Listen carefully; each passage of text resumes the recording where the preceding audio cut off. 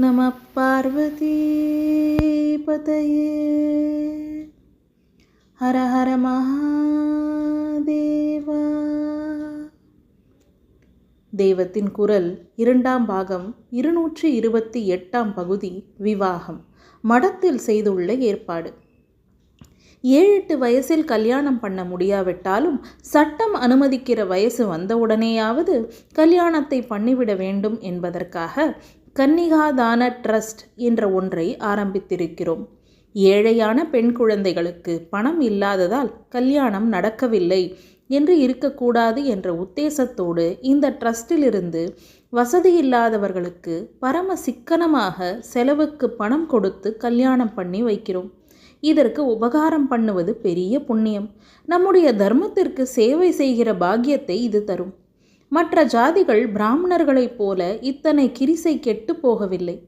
அந்த ஜாதிகளில் இத்தனை வரதட்சணை கொடுமையோ, பெண்கள் இத்தனை பெருவாரியாக காலேஜ் படிப்பு உத்தியோகம் என்று போய் சுயேச்சையாக திரியும்படி தண்ணி தெளித்து விட்டிருக்கிற நிலைமையோ இல்லை. ஆதலால் ஏழை பிராமண பெண்களை உத்தேசித்தே இந்த ட்ரஸ்ட் ஏற்படுத்தப்பட்டிருக்கிறது. இந்த கன்னிகாதான ட்ரஸ்ட்டுக்கும் சரி, வேதரக்ஷண நட்சத்திர காணிக்கைக்கும் சரி, பிராமணர்களை தவிர மற்றவர்களிடம் பணம் வாங்கக்கூடாது என்பது என் அபிப்பிராயம். காரணம், இவன் பண்ணின தப்புக்கு மற்றவர்களை அபராதம் செலுத்தும்படி பண்ணக்கூடாது என்பதுதான். வேதத்தை விட்டது இவன் பண்ணின பெரிய தப்பு.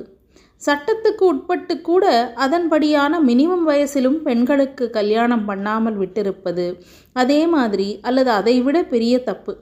அதனால் இந்த தப்புக்களை நிவர்த்தி பண்ணுவதற்காக செய்திருக்கிற ஏற்பாடுகளுக்கு இவனேதான் பணம் கொடுக்க வேண்டும். மற்றவர்களை உபதிரவிக்கக்கூடாது. அப்படி செய்தால் இது 2ஓடு 3வது தப்பாகிவிடும். பிராமணன் தான் இப்பொழுது எந்த தொழிலுக்கு வேண்டுமானாலும் போய் சம்பாதிக்கிறானே. வேண்டாத கிளப்புகளுக்கும் கேளிக்கைகளுக்கும் எதேஷ்டமாக செலவழிக்கிறானே. அதனால் இவனேதான் இந்த 2க்கும் கொடுக்க வேண்டும் என்பது என் அபிப்பிராயம். திருமாங்கல்யம், கூரை புடவை, முகூர்த்த வேஷ்டி இவை கொடுத்து வெகு சிக்கனமாக கல்யாணத்தை முடிப்பதற்கு கன்னிகாதான ட்ரஸ்டின் மூலம் திரவிய சகாயம் செய்யப்படுகிறது. வேத ரக்ஷணத்துக்காக பண்ணின ஏற்பாடுகளின் அளவுக்கு கூட இந்த கன்னியாதான ஏற்பாடு திருப்திகரமாக பிரச்சனையை தீர்க்கவில்லை. இதை ரொம்ப வருத்தத்தோடு சொல்கிறேன். கடப்பாறையை முழுங்கினவனுக்கு சுக்கு கஷாயம் கொடுத்த மாதிரி குட்டிச்சுவராக போன பிராமண சமூகத்துக்கு ஏதோ துளிதான் இதனால் பண்ண முடிந்திருக்கிறது. இப்போது கரைபுரண்டு வந்திருக்கிற அதர்ம பிரவாகத்துக்கு அணை போட வேண்டும் என்ற எண்ணமே பெண்ணை பெற்றவர்களுக்கு இல்லாததால் ட்ரஸ்டை யூட்டிலைஸ் செய்து கொள்ள போதுமானவர்கள் வரவில்லை. காலத்தில் கல்யாணமாகவில்லையே என்ற கவலை பெண்ணை பெற்றவர்களுக்கு விட்டு போய் அவர்கள் பாட்டுக்கு பெண்ணை சம்பாத்தியத்துக்கு விட்டுவிடலாம் என்று ஹாயாக நினைக்கிற பொழுது நாங்கள் ட்ரஸ்ட் வைத்து என்ன பண்ணுவது? இப்போது பெண்ணை பெற்றவர்கள் பிள்ளை தேடுவதற்கு பதில் அவளுடைய உத்தியோகத்துக்குத்தான் ரெக்கமெண்டேஷன் தேடுவதாக நம் தேசத்தில் துர்தசை ஏற்பட்டிருக்கிறது. மிஞ்சினால் வருஷத்தில் 50 கல்யாணத்துக்கு உதவி செய்கிறோம்.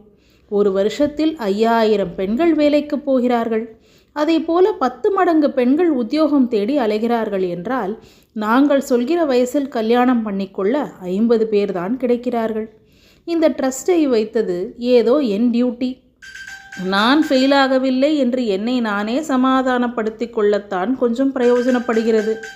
சட்டவரம்பு தாண்டின உடனேயே கல்யாணம் பண்ணி கொடுக்கும்படியாகவது முன்னேற்பாடுகளை தயாராக செய்து வைத்து கொள்ளும்படி தாயார் தகப்பனார்மார்களுக்கு ஒரு மானம், வேகம், சுரணை பிறக்காதா என்பதால் இப்படி பச்சையாக சொல்கிறேன். நம பார்வதி பதையே ஹர ஹர மகாதேவா.